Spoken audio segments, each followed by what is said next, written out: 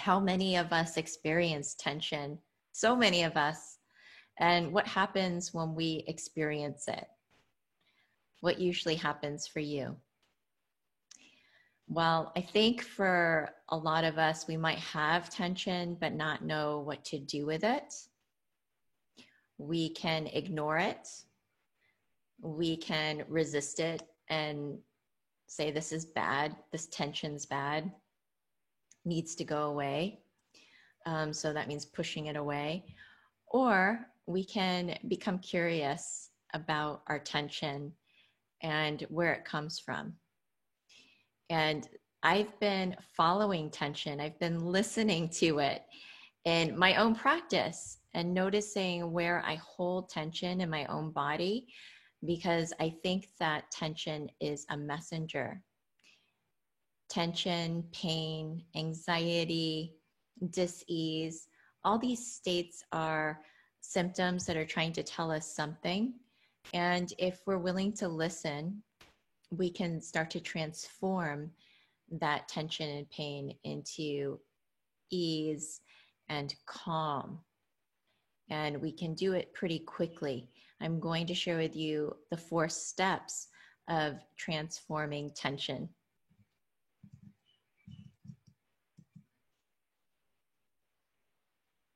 I'm just pausing here for a moment because I want to pull my notes up. Okay. So when we experience tension, I want you to think about, where is that tension coming from when you have tension? Where could it be coming from? Oftentimes it is coming from our mind.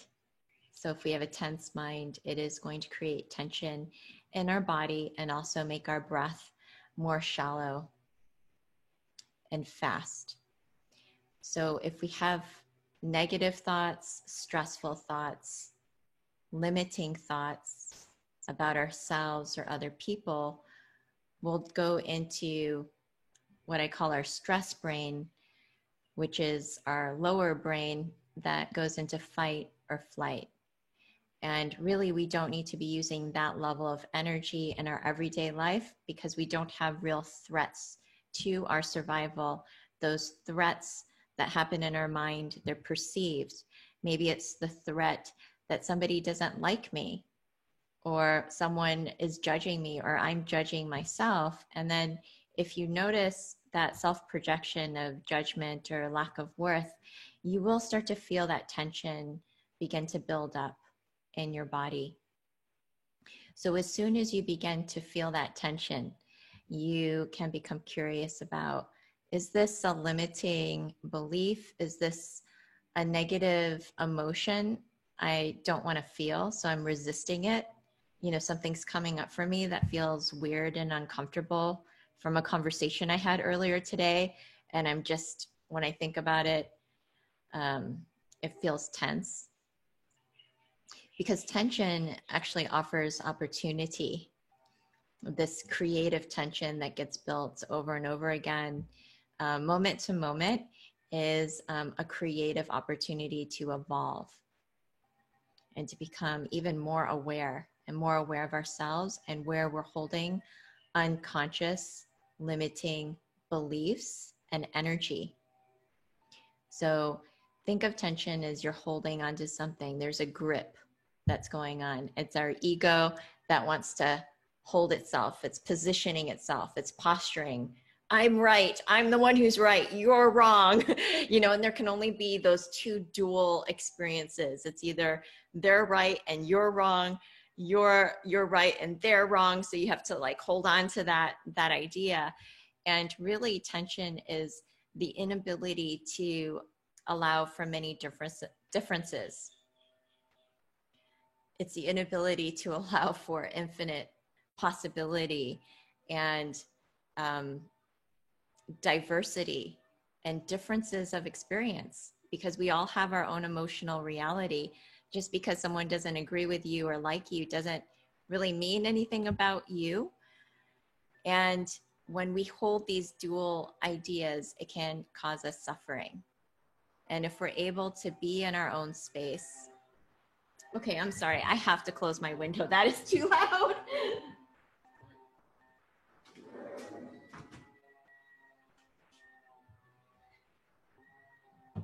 Oh, it's been so much lawn care. So think of it like that, as just being able to hold and process energy. So when we're holding on to energy, it creates tension. And if we have the ability to be in our own space, unaffected, not taking things personally, being open and spacious with all that exists, just like the sky that can hold everything without trying. That's the state that we can start to tap into through meditation and just learning how to relax and be with our tension, to tend to our tension. So when that tension is arising, we learn how to tend to it, to embrace it, to nurture it.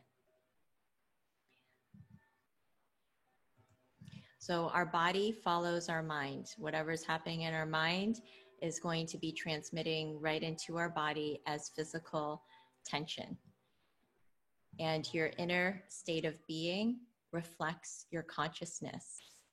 So essentially, you're in a state that's open, receptive, and flowing. This is love consciousness or a higher consciousness.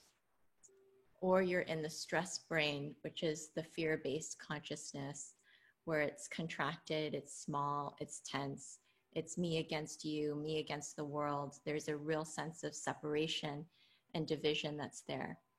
And the more we meditate, the more we will naturally begin to realize how interconnected everything is, that actually we're all one, even though we appear separate, like separate fingers, but we're all connected by our hand. And it's also learning to be in our own space and learning how to be autonomous. So let's go through these 4 steps together. And it does feel better to be open, doesn't it? And to be spacious. When we're in that place of spaciousness, where there's enough space for anything to happen, for anything to come through, we feel good. We feel connected. And the states of being related to anxiety, tension, and control and stress, these states all go together. So control and tension also go together. When you feel the need to control, you will become tense. And when that controlling energy comes up, whether it's for you or for someone else, it's just fear. It's your body's way of saying, I'm afraid. So acknowledging, being aware of that fear and how it starts to manifest. And this is how we can go deeper into our awareness of tension and allow tension to work for us, so we can learn how to create this inner resource for ourselves. The first step when you have tension is to simply acknowledge that you have tension. And you can just start by saying, I feel tense.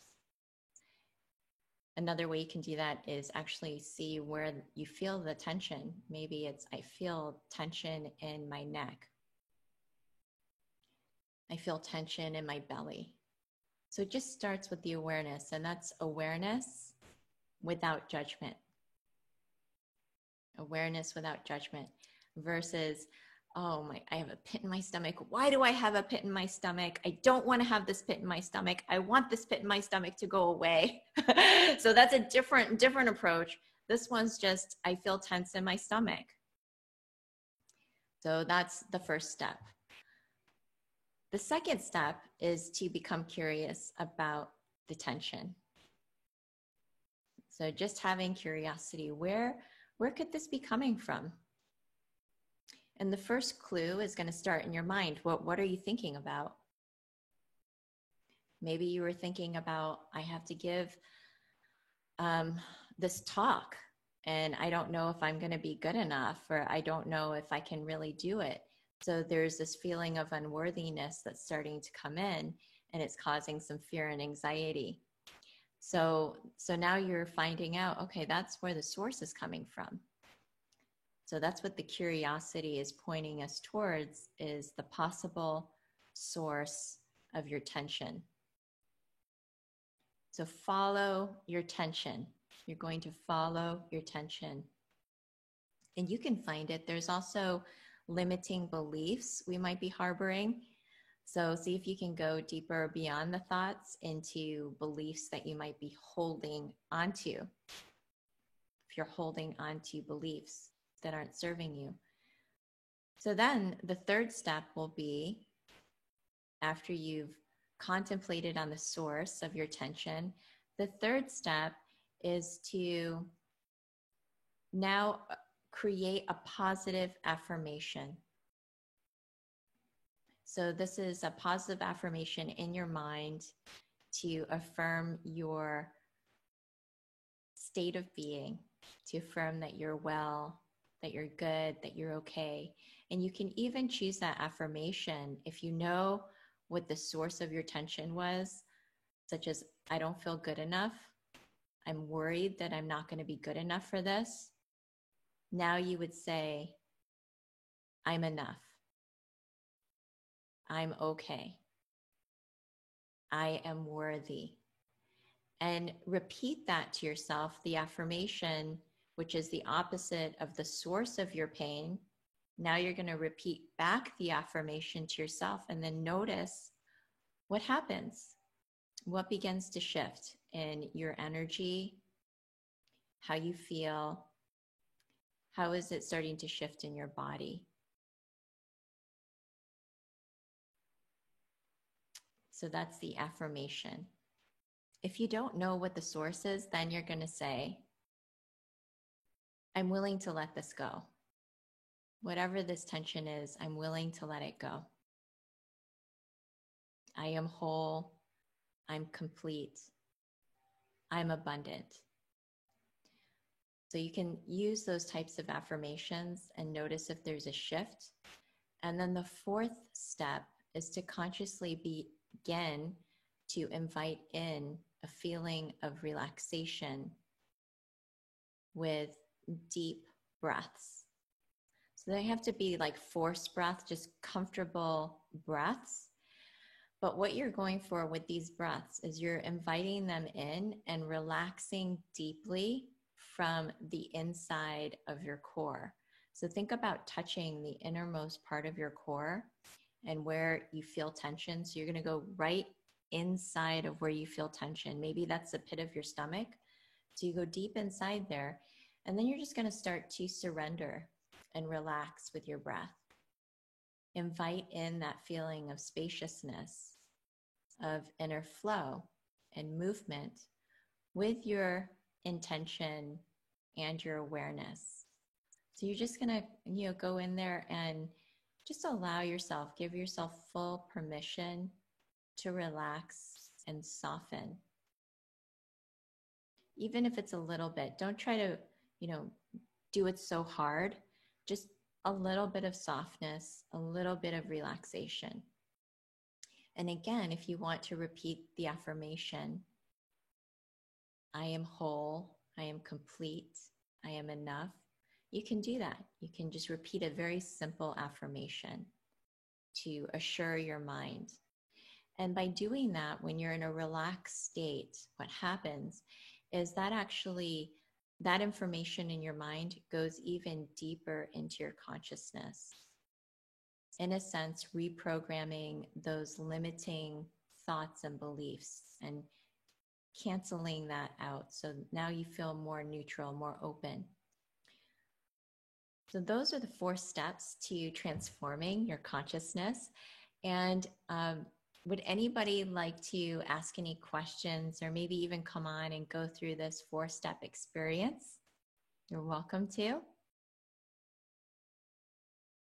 And the key really is to tend to your tension and allow yourself to be kind and compassionate to yourself if you're experiencing any tension, any anxiety or stress. That really what that means is that something needs a little bit more loving kindness. That's what tension is often telling us, is that there is a need for higher awareness and compassion. And when you can tap into that space, you really begin to open up your consciousness, and the body responds to that opening, to that softening. All right, let's see if anybody's here. You're welcome to come on and talk and share. And let's see if anybody's on Facebook, feel free to say hello and to like and share. Hi there, Lori. Oh, hi, Rachel. It's so good to see you. Thanks for coming on. Any questions? Sometimes I don't always see your questions real time through Facebook. Let me know if you have any questions. You can also come into the Zoom room. That Zoom link is provided through our events as well. Does anybody, and if you're here in Zoom, all you have to do is raise your hand if you'd like to come on. And then I'll bring you on as panelist, or you can also type chat your question in the Q&A box or in the chat box.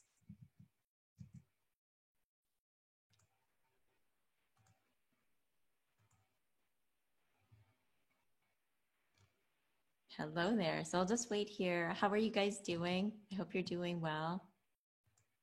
I've been loving working consciously with tension. I think it's just been really a fascinating process and experience. So anything that we see as bad or dark or yucky or uncomfortable, those are all opportunities. So just see it that way, especially in your meditation practice. Give yourself that space to look at that. And again, really considering what affects your inner state. You know, what happens? Maybe there are harsh exchanges with others and now you feel really contracted and tense. Become aware of those experiences because you can shift them. And what I recommend is that the more tension you feel after a harsh experience or a traumatic experience, you know, even an unfriendly experience, to really stop and pause then and tend to your tension. Because what ends up happening is that tension can start to build, just like a rock, you know, it starts to build and the tension can become like a wall. And that tension becomes like a wall in our mind as well, where we become even more, you know, me versus you. And so, you know, see if you can balance and clear that with the 4-step process and allow yourself to come back to your own spacious, grounded center. I think it's important to tend to our energy throughout the day instead of letting tension build continuously and then say, I'm going to take a break later in 3 hours, but here you are, a ball of tension.